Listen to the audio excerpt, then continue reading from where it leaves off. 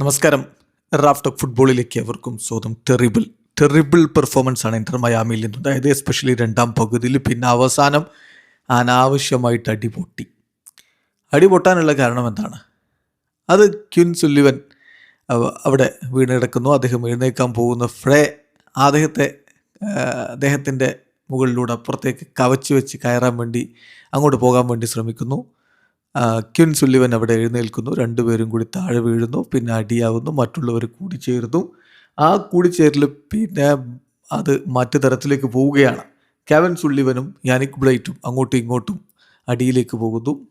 ഒടുവിൽ ആകെ പ്രശ്നം, റഫറി കെവിൻ സുല്ലിവനും ബ്രൈറ്റിനും യാനിക് ബ്രൈറ്റിനും റെഡ് കാർഡ് കൊടുത്തു. എന്നിട്ടോ തിരിച്ചു പോകുമ്പോൾ റഫറി കളി അവസാനിപ്പിച്ചു. തിരിച്ചു പോകുമ്പോൾ ടണലിൽ യാനിക് ബ്രൈറ്റ് കെവിൻ സുല്ലിവൻ എന്ന 16-കാരൻ്റെ പിന്നാലെ പോവുകയാണ് അടിയുണ്ടാക്കാൻ വേണ്ടി. എന്നിട്ട് ഇന്റർ മയാമിയുടെ സ്റ്റാഫ് പിടിച്ചു വെക്കുന്നു. അങ്ങനെ ആകെ നാണം കെട്ട രൂപത്തിൽ കളി അവസാനിപ്പിച്ചൊരു ദിവസം. 2-2 സമനില ഇന്റർ മയാമിക്ക്. കഴിഞ്ഞ കളി മയാമി നാഷണലിസ്റ്റിയോട് തോറ്റിരുന്നു. ഈ കളി 2-2 സമനിലയിൽ അവസാനിച്ചിരിക്കുന്നു. മത്സരത്തിൽ ലയണൽ മെസ്സിയാണ് മയാമിയുടെ ഒരു ഗോൾ നേടിയത്.